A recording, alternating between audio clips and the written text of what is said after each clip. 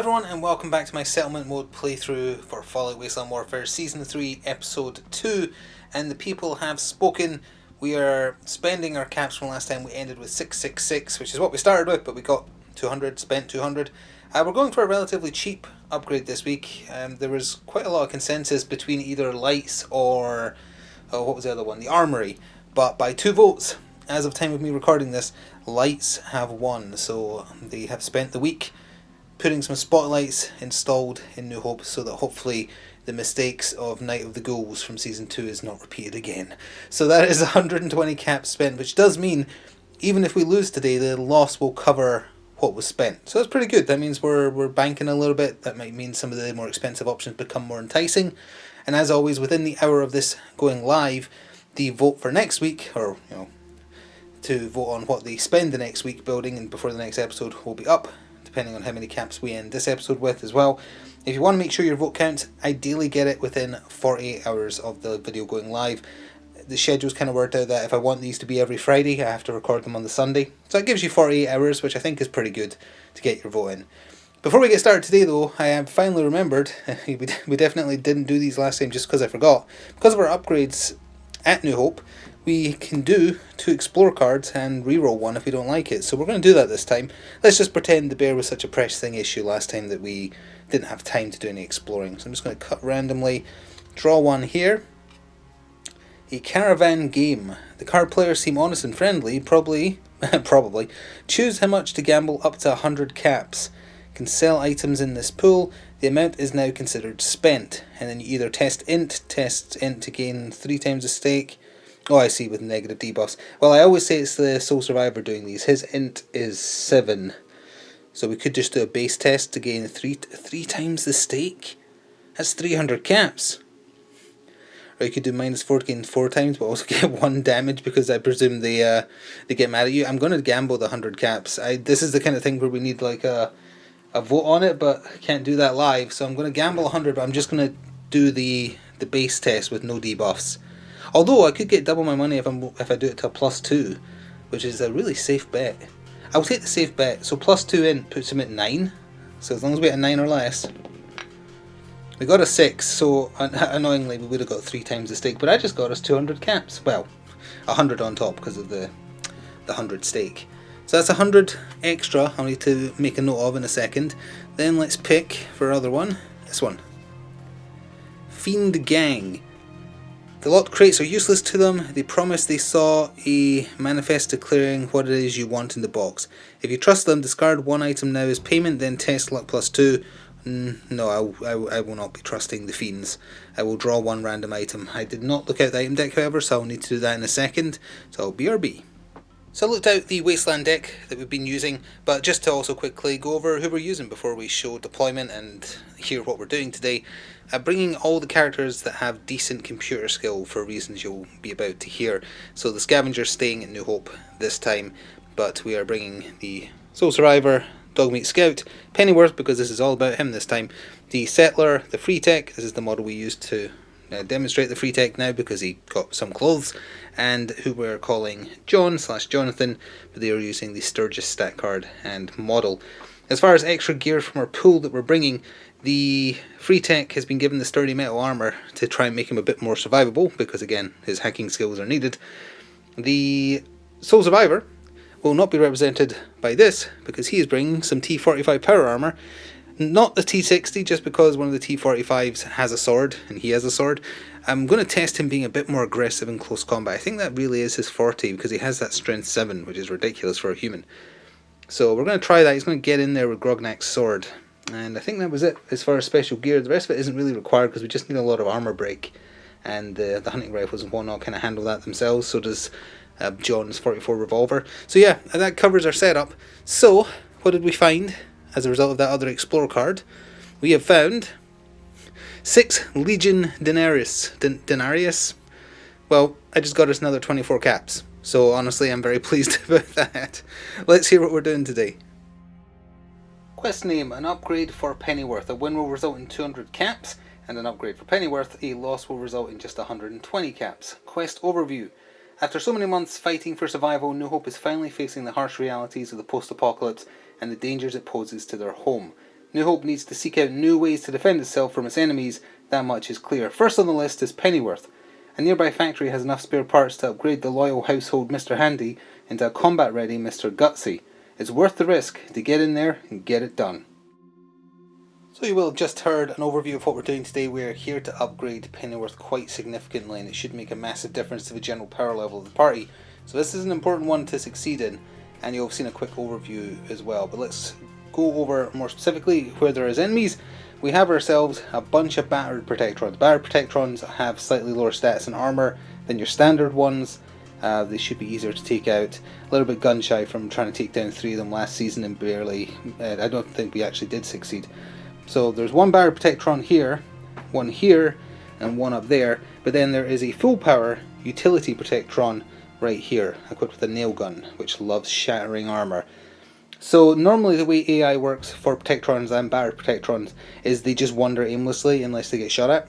They're still going to do that unless one of my team comes within range red of one of the objectives we'll talk about in a second, in which case they will all turn aggressive. The utility Protectron has slightly different AI. If he can see an enemy when he activates, he will become aggressive, or if he gets attacked, and again also if someone comes within red of an objective. So for the objectives, the key objectives are going to be 2 terminals to hack. There's one here, I've just marked it with the little crosshair symbol so we know where they are, and one over here. Apparently I'm just using this to point at everything now. There's one right there as well. We have to get there and do a successful hacking test, hence bringing the people who are good at those, because it's a little annoying. We're going to have to split our forces if we want to get that done. However, there is an alternative on the off chance it's just not working out, or if it looks like we're losing our hackers. There is an alternative. There's 3 marked areas with blue markers. That's just to show the areas that searches need to be done, and then the other one is this yellow container here. It takes a full action. It's not going to be a free action that the settlers get, but you can find spare parts in these 3 locations. So the objective is considered done if all 3 of those sections are successfully searched, and a successful search will be done on a perception check. It will also be considered done if both terminals are successfully hacked in 5 turns. If either of those 2 things happen, it's considered a win. The enemies do not have to die, but you might want to take them out so that we're not getting blasted by hand lasers the whole time. My force is deployed in the corner it usually is, in red distance this time. There's also a few scattered items just for pickups here, like there's one there, there's one by that terminal, there's one up there if someone wants to do a climbing test. There's one next to the hacking terminal there, and there's a safe up there. I don't know if we'll have time to get any of those, but they're there as options. So with that, we will be starting now, and because there's only 4 enemies, they will be going first. So a Protectron is going to randomise because the utility Protectron cannot see anyone this turn. Oh, and he starts with 2 super armour, which is a very nice benefit of being a utility Protectron. So it was that utility Protectron that got the game started, which is good for me honestly, because again it's the one that can be aggressive from range. I did forget to mention one more aggression trigger for any type of Protectron. When they're on their move randomly AI track, if you roll the nuke on the blue die, they turn aggressive. So there is a chance that it just happens as well. Anyway, he moved randomly because he couldn't see anyone. So he moved here and then moved here. That's the dice I use to decide which direction to go. It's an old 40k one. If I land on the hit, I just go by where the thick arrow is pointing. So it's just randomly determined. And honestly, he's just he's wandering along there, just chilling for now, which is good for me. So for my team, I activated John first, and my goal here is to try and get into a good position for turn 2 before any bullets start firing. So he did move twice. I can't get him to that item there that's underneath the red movement ruler currently, because it would put him within red, which means all the enemies would turn aggressive. So for now, I've just had him skirt around it, and he is just out of range red if we just look from above like that. You just do that, see, he is just out. Oh, if it doesn't bounce like that, either way, he's out of it. But he can't get that item yet. He'll have to do it next turn when I'm ready to start fighting. I want the Protectrons to wander, essentially, because they might go away from the consoles. Well, so much for wandering away from the consoles. The Protectron on the far left, as we're looking at the table now, activated, wandered into the filing cabinet there, and then decided to wander down here, putting him right smack dab between one of the consoles to hack, one of the crates to search, and one of the items. So not an ideal move, and from this angle we've still got that Protectron there and the one over there, and again ideally I want them just both to walk in the opposite direction so I can sneak along the edge and then hopefully just rush down the objectives. Second activation of the first round for me was Dogmeat. I'm just moving him up the opposite flank from John in preparation for the inevitable fight that's going to happen. I believe he is red away from the door here, because it is only the door that counts. Yeah, he's fine. Not the whole container, because that's too big. So yeah, he's fine where he is. Second last Protectron of the turn's movement, and this one's a bit of a problem. He just beelined straight for my team. Just randomly wandered over there to the boxes, and then wandered down at a slightly more diagonal angle. Slightly curved, because otherwise he would be stuck on there. But he is right in at my team, which means he's probably going to have to be dealt with. I can still kind of skirt round and avoid triggering him, but if I activate one more person, none of the Protectrons do anything for the turn, so I can start shooting. I'm going to need to think about that. Alright, had a little think, and I believe we are going to do some shooting in the turn, but not quite yet. I'm sending the free tech, because he's also fast, up this flank with Dogmeat. Puts them basically identical, because they're both range red when they're not charging, to give them an easy beeline towards the console up there. Pennyworth might join them, because he's also red movement. Haven't decided yet, but the final Protectron's about to activate. He's just going to wander unless he rolls a nuke, which will be fine. And then we can do some shooting. Incidentally, if by some miracle we get the objectives done super quick, we are going to use up the time we have. I'll use it for looting, so we can get some new gear. But I don't think that'll happen, but I guess we'll see. Well, the final Protectron has also wandered annoyingly close by random chance. At least he didn't turn aggressive this turn. I don't think I mentioned, but if one of them turns aggressive, they are all turning aggressive, because they're all linked by being the security of the area we're searching. I think normally it's on a case-by-case basis, but again, they're all guarding the same thing, so if one is aggressive, they all know. But I think we're going to start fighting now. The Sole Survivor is definitely in charge range, because he's charged red, I think. But it might be a good idea to get a shot off with the Settler first, maybe even 2 shots. I'm going to think about it first. Alright, we're at the impasse of what do you do. I can't avoid them turning aggressive next turn anyway, so I'm going to go with the Settler, and she is going to take at least 1 shot. Maybe 2. The first shot is going to be in short range with her hunting rifle at that Protectron, because that means she's rolling 2 yellow dice and will hopefully manage to punch through the armor. Now, Bad Protectron doesn't have 3 physical armor, thankfully. It's got 1+1 instead. So let's see what she does. Need 6s. Well, she missed, which is a real shame, because she would have done some great armor break. So now I need to decide, does she take another shot at that Protectron or take a long range shot at that one? I'm going to take another shot at the same one. I wanted him a little bit weakened for the Sole Survivor to go in and finish him off. She did hit, didn't break any armor that time, but did get 1 extra damage. So that is 3 damage against 1+1. So he only blocks 1 and takes 2. They have they still have 6 HP incidentally. The Utility Protectron has 9. So he's the most dangerous on the field for sure. So there's a little bit of damage, and we might be able to hit him even harder with Grognak's Sword, because it's just my activations now. Oh, the Settler did get a quick action there, which she's going to use to do a prepare, so that's why that's there now. I went with Pennyworth. After one move, I was tempted to use his Mr. Handy Flamer on that Protectron there. It can potentially do an armor break, but he's also really good at hacking. He's got an int of 7, and that's what his hacking's on. Same as the Sole Survivor, only John and the Free Tech are better at it. So I moved him up twice as well. This is my team that's going to rush the other console while everyone else rushes the other one. That's my plan, as it stands. I want to get the hacks, and then anything else is just a bonus. So that's what we're doing. It's now just down to the Sole Survivor, who I'm charging in there to smack that Protectron. So the red charge distance makes it easy to get into base to base with the Protectron. He's going to swing Grognak's Sword. So the Grognak's Sword is a yellow green green. He gets a black die thrown in for his, he gets his black dice for being 7+ strength, and he's taking a black die for his strength bonus. This is a lot of dice. He does need to hit though, but he's hitting on... actually, do you take the attack bonus from the power armor into account? Because if so, then he's hitting on 9s. Oh, that is a 6, yes. Well, no, it's not a crit, it was a 6. So it hits, and it does 1 extra damage, so that's 3 damage. No special symbols, so sadly, so no quick actions, no body, no armor breaks. But still, 3 against 1+1. He blocks 2 and takes 1. Not great. Could have been better. That's okay though, because they don't have that much health. He is half dead. Oh, he's half dead. That means when he does activate, there's a chance he's going to initiate self-destruct. Totally forgot about that. Uh-oh.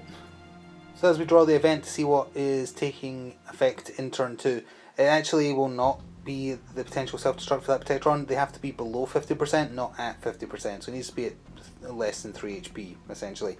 So, it makes more sense for the normal Protectrons because I think they have an odd amount of health. Either way, let us see what is happening. It's a dust cloud, no attacks at long range. I don't think that's going to matter, except maybe for the utility Protectron.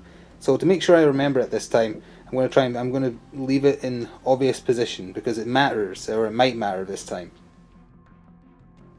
Well, would you believe it? Randomly selected, and the first activation for the Protectrons is the one that's in combat with the Sole Survivor. Now, on the upside though, Battle Protectrons, whether you use Improvised Weapon, which is their only close combat option, they'd be hitting on a 1 because that's what their close combat skill is tied to, their agility of 1.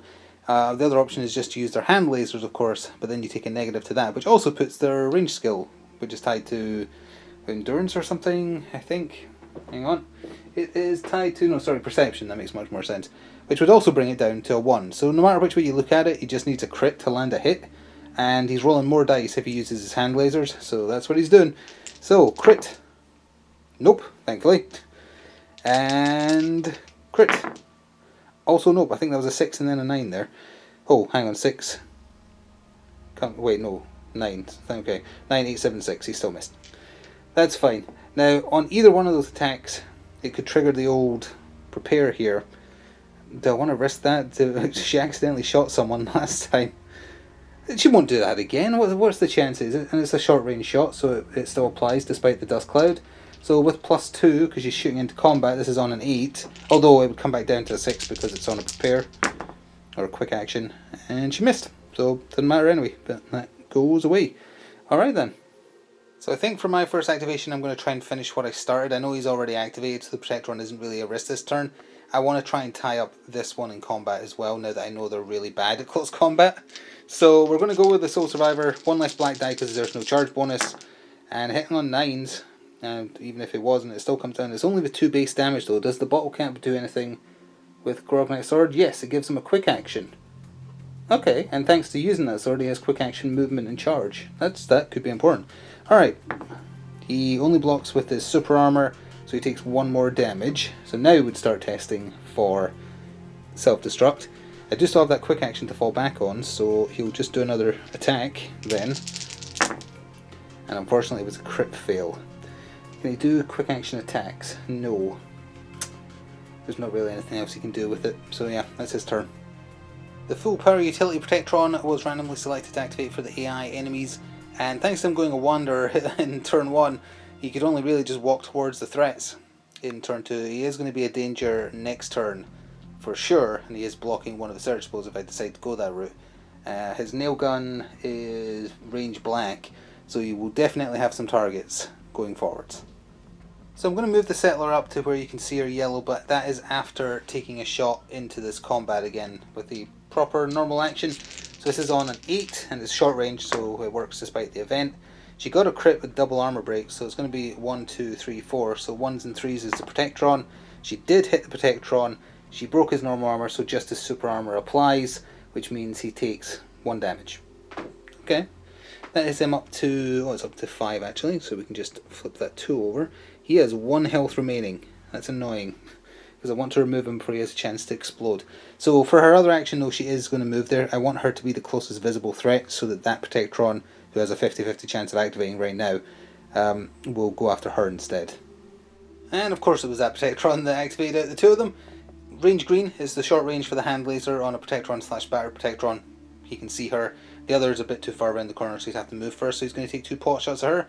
I'm hoping she weathers this storm. They only hit on 3s, but they are rolling a green and a black thrown in, so there's a potential for up to 4 damage. Oh, and of course he hits with a double armor break. I never talked before rolling dice. So that shatters her armor actually, so she just straight up takes the 2 damage. I don't think there's anything else on it. Nope, just 2 energy. Oh, that's another thing to remember. Yeah, they're doing energy, not physical, kinetic, whatever it's called. And other shot, please miss. You did miss with a quick action. Quick actions for a Protectron. They do not have any quick actions by the looks of things, so they don't take any advantage of that. So that's good, because she only has 2 health left now. So I was going to go with Dogmeat, have him move up and then charge the Protectron to kind of take one for the team, throw his turn away this turn, just to have a Protectron locked up in combat. But his amazing charge distance of blue means he can actually, as the first action, initiate a charge. So he is doing exactly that. I'll move the range ruler out of the way in a second. And he's going to do a Dog Bite against that Protectron, taking a black die as his charge bonus. So there's the Dog Bite special, and it's on 6s, I believe. Yes, I remembered for once. And got the hit, broke all the armor, so it's just the super armor left. The nuke also means he broke its arm, somehow. I guess he likes a taste of metal. So he doesn't have any armor roll to make. He just negates that extra bonus damage and takes 2. That's pretty good. I presume well, it doesn't really matter actually, the broken arm, because it would give him a -2, but he's already hitting on 1s and you can't go lower than that, so that's fine with me. He has to activate right now, you know, so we might as well just roll his dice, because I don't think, again, I shouldn't say this before rolling dice, but what are the chances of him getting crits against poor Dogmeat? Okay, well that's definitely not a crit, or you know, enough minuses that it comes down to a 1, that would also apply. That does count as a 1, so that is actually a hit. So that is 3 damage, 3 energy damage, coming in against Dogmeat's 2+1 from his super armor. He blocked 2, took 1, and that's his super armor gone. So that's why you shouldn't speak before rolling dice. Well, yeah, he is done. That's the wrong symbol I grabbed though. I meant to grab that right there. So they're both done, so it's just over to my activations now. So I picked the free tech first, and his red movement allows him after 2 to get to the console. Now it is not a free action to hack the console, it's an action, so he's going to have to take 1 or 2 attempts next turn, but at least he's there, and he is basically touching the icon that's meant to be for the filing cabinet, but he is touching the icon, so I'm going to flip this as the settler free icon, free action, sorry. See what we get. We actually did just get an item, which is remarkable, so I'll have to come over here, apologies, to grab the deck where I left it. Here it is here, and we'll cut it once, twice, 3 times the lady, and we found a dog bandana. It would give Dogmeat +1 HP. Not sure if that's worth holding on to with our limited space, but it'll be something we consider at the end of the match. We didn't bring that much equipment, so at the very least I think we can safely bring it back, but we might have to get rid of something next time. I've changed my mind about where I want Pennyworth to be based on how things are going up there. Dogmeat is not going to go down easy, even if he can't take out the Protectron, unless it explodes, I guess, at which point the problem removes itself. So I think the free tech is okay and doesn't need backup. He's hacking on a 9, I think? An 8, sorry. So he's got a pretty good chance of doing that himself, so I don't think Pennyworth's required. So I'm moving him back, and I'm making him the primary target for the utility Protectron next turn. He's the closest threat, he'll get attacked. He can hopefully tank. We're doing this for him, so he can stand to take a couple for the team, I think. And the last activation for Battle Round 2 is John. I moved him ever so slightly forward so we can flip that over when he's done. But he's going to take a shot into combat to try and kill that Protectron. Thanks to his speciality with his 44 revolver plus shooting into combat, it will be very hard for him to miss. Yes, I said that before rolling. Comes down to 6, he's fine. Now we need to see if he's hit his target. So 1, 2, 3, 4. So 1 and 3. He is hitting the Protectron, he breaks their armor, so it's just the super armor. So they take 1 damage and die. And because it's not via self-destruct, he thankfully does not explode. So that is a problem removed. The dust cloud is settling, and we get to see what event applies to turn 3. Oh, it would help if I remembered to do as a free action, flipping this over. It's a perception check to either, well, if you fail it, you take a danger card and get an item. If you pass it, you get an item. What kind of skill does he have in that? I don't think that's lockpick, it's investigating or something, isn't it? It's on an 8. I think it takes an action to do those, I don't think it's a free action, so we'll see if I have time to do it next turn. The dust has cleared. What has taken its place?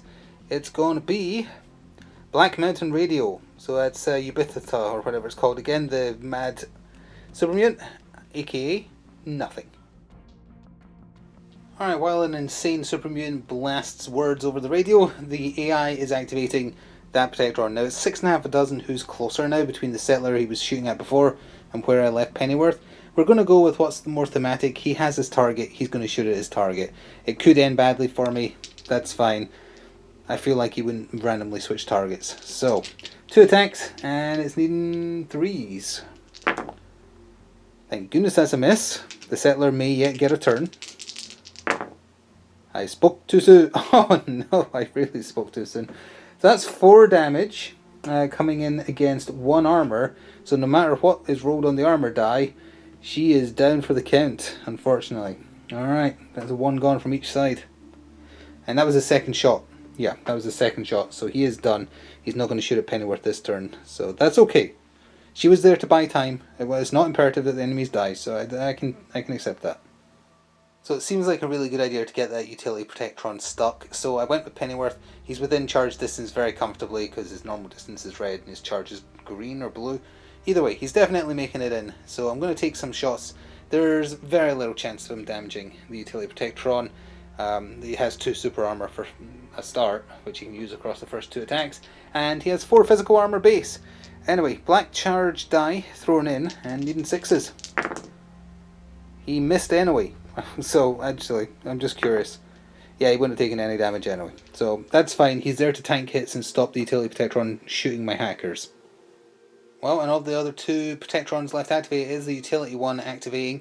And much like all the standard ones and battered ones, they're pretty rubbish at shooting. They're just super tanky and armoured. So, he is going to use his nail gun in close combat, because it comes down to a 1 regardless of if he's shooting or attacking with an improvised weapon. So he's just going for those armor breaks, and he needs a 1. So let's see, 2 attacks on Pennyworth. That's a no, just as well. And, oh, that would have been nasty. Thankfully he missed. I'm going to go with John next, and he is going to move over there, but for his first action I'm going to have him try and pick this lock or investigate this or whatever that symbol means. So he needs an 8 or less. He crit failed. You know, I'm just going to leave it. Oh wait, no, actually, if we crit fail, we do still get an item, but we also have to draw a danger card. So, we'll draw the item. I don't have the danger cards handy. I honestly just expected him to do it, because of how high his skill was. He has found... Oops. Oh, honestly, that's fine. All more caps the better. So we found a desk fan worth 14 caps, so I'll just credit us with the 14 caps now. And I'll go get those danger cards. Alright, Jonathan, let's see how much danger you are in. Rigged mailbox. Something inside the mailbox in the junk nearby starts ticking. Either hold it shut whilst it attempts to trigger, you would gain stun, or test lockpicking skill to either wedge it shut or take damage. Does he even have that skill? That's the lockpicking skill. He does, and it's on the same stat. He couldn't possibly roll higher or worse than an 8 twice in a row. Never mind. So that'll be a -2 to his next skill check, or at the end of his next activation actually, and he takes 1 damage. But he still gets another action, so I'm still moving him over here. But yeah, he's taking 1 damage. Well, blissfully unaware of the hacking that's about to be attempted behind him, the final Protectron that hasn't activated is going to smack a dog. Or attempt to, anyway. Basically just needing crits. That would be no, and it comes down to an 8. And his second swing or hand laser comes down to a 6. Thank goodness that missed, it would have been 4 damage. So he is done, and I've still got Dogmeat who could hit back, and the Soul Survivor. I think the Soul Survivor is going to have to move. Yeah, so I'm not going to bother tying up that Protectron in close combat. I've settled on going for the hacks, and I'm realising we've got 2 turns left after this one, so I need to start getting John and the Soul Survivor over there. So he's just moving at his maximum speed twice. He'll be able to get to it next turn, which means he has to get it on the last turn. So to hedge my bets, I need Jonathan there as well, just so I have 4 shots at the hack, just in case I roll horrifically. So we'll just stay filming, because it's just down to Dogmeat doing the dog bite twice against the Protectron. Don't really care if he doesn't do damage, as long as he doesn't trigger self-destruct, because I need the free tech to live, or we're screwed. So anyway, 2 dog bites on 6s. That would be a miss on a 10. And then the other one, again, I'm fine with misses. Quick action, it hits, breaks both his normal armor, so it's just down to his 1 normal. Does the bottle cap, or the bottle do anything for him? Would cancel prepares, so it's just his super armor, and he takes 1 more damage. Not below half health, he is at half health, so there's still not the trigger for self-destruct yet. But that does take us to the end of the 3rd battle round. There's 2 left. Let's go see what the event will be. So I was just thinking there, I think there's an event where you move slower for a turn. That would be horrific. Let's see what we get. Quiet. Reactions. All skills at +2 bonus. So if we do any of the prepare reaction shots, I doubt that'll happen, but if we do any, they'll be at +2, which essentially cancels out the -2 they would normally have.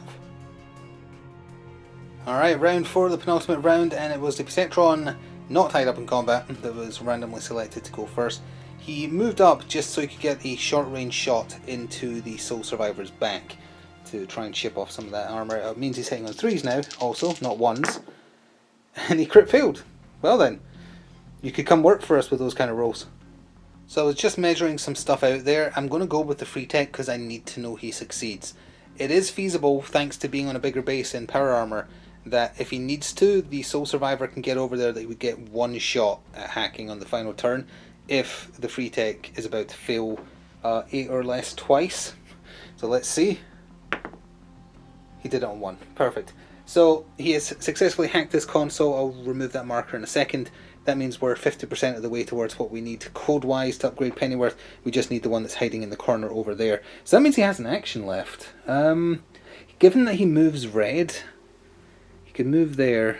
No, he would get to it, but he wouldn't be able to do anything with it last turn. I'm trying to think, like, I don't really need him to attack. I guess doing a climb action to get the loot up there. What's his agility like? I think you test agility for those. Agility 5. I'm not going to bother reading up on agility tests. It's climb tests. It's been ages since I've had to do one in this game. I'm pretty sure you test agility. If you fail, you take black die damage and just drop down. So we'll do an agility test, see if he makes it. He does not. Honestly, that's funnier. So he tried to climb this ladder here to go loot that safe. He fell on his bottom and took 1 damage. I might be doing that slightly incorrectly. As I say, you so rarely have to do climb tests in this game. But that's a fun way to do it anyway. Well, this is still all for Pennyworth, and he has to tank these hits from the utility protectron so that I know for sure I can do what I need to do. So, crits, basically, because of the negative for using a weapon in close combat, and as a miss on a 4 it went down to, and that is a 9. What's all the 9s I'm rolling today? At least I'm rolling it for the enemies, I suppose.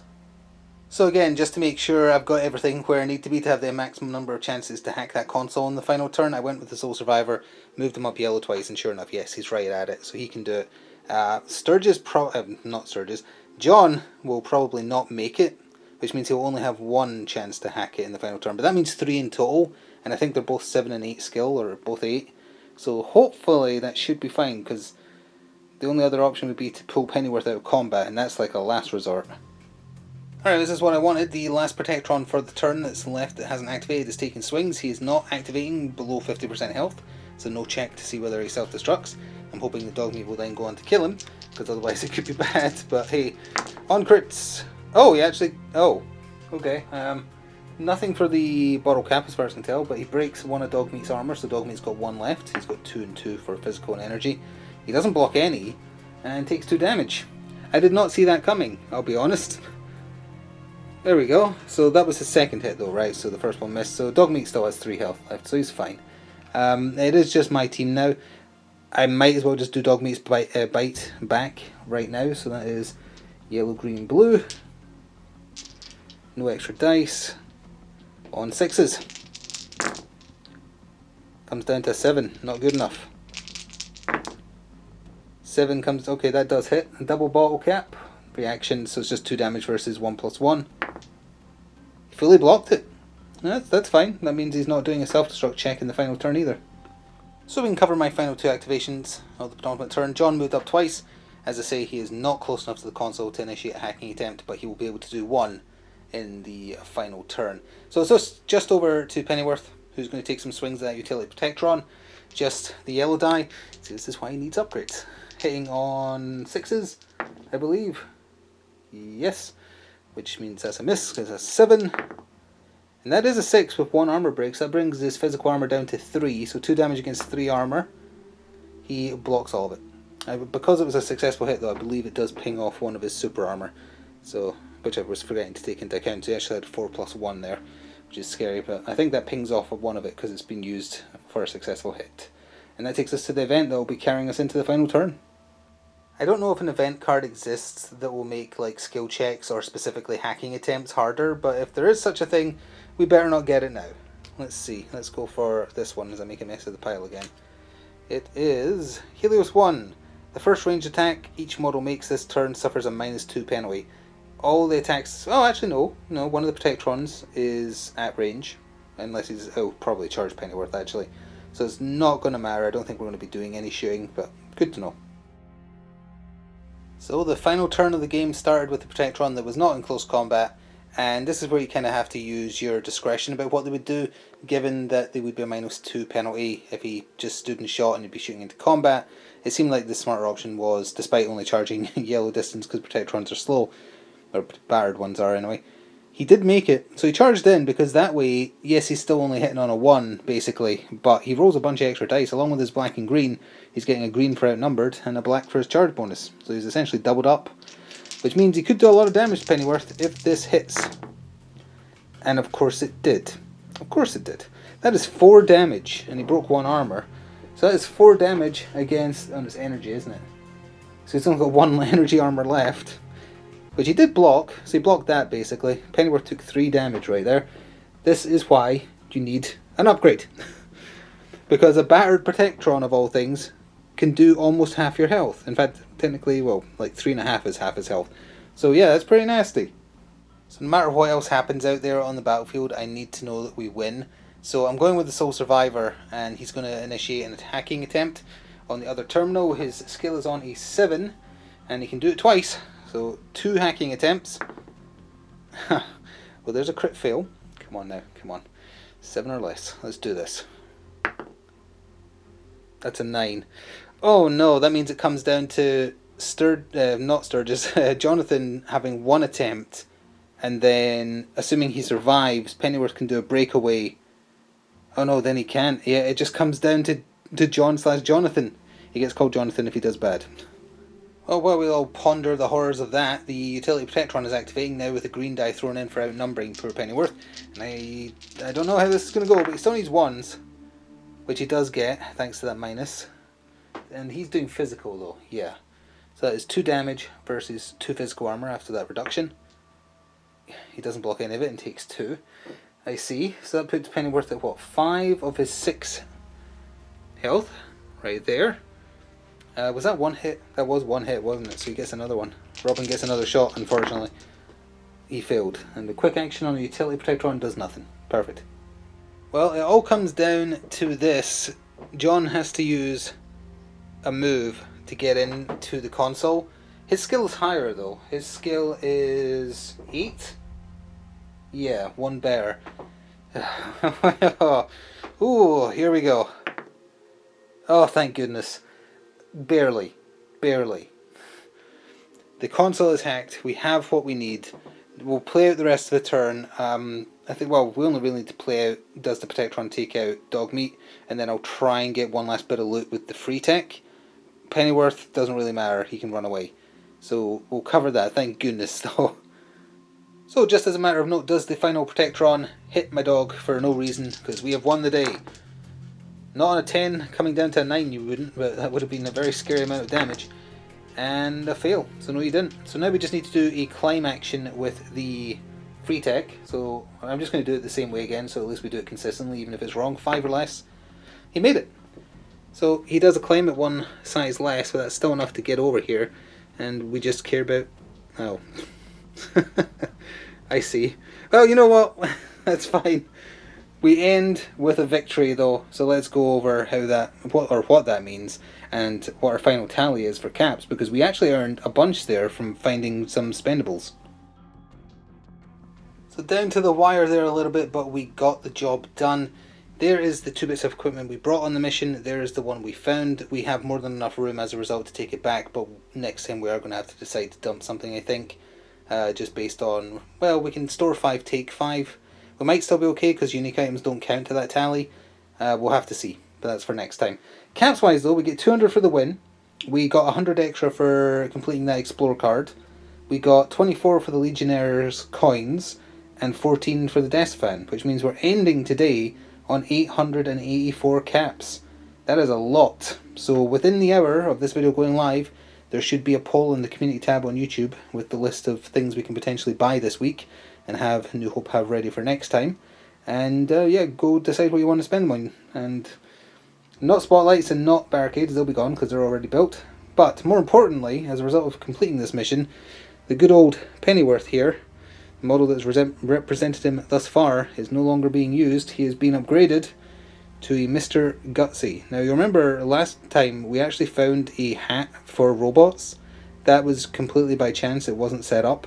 I did model this with the hat just because I thought it was funny, but we've got to have him wear it now because we found it. It gives him the ability to use luck stat, which is great. So he is going to be represented by our Mr. Gutsy here. Mr. Gutsy's can equip up to 3 Mr. Handy weapons. There's Codsworth card, which is what we were using for Pennyworth before.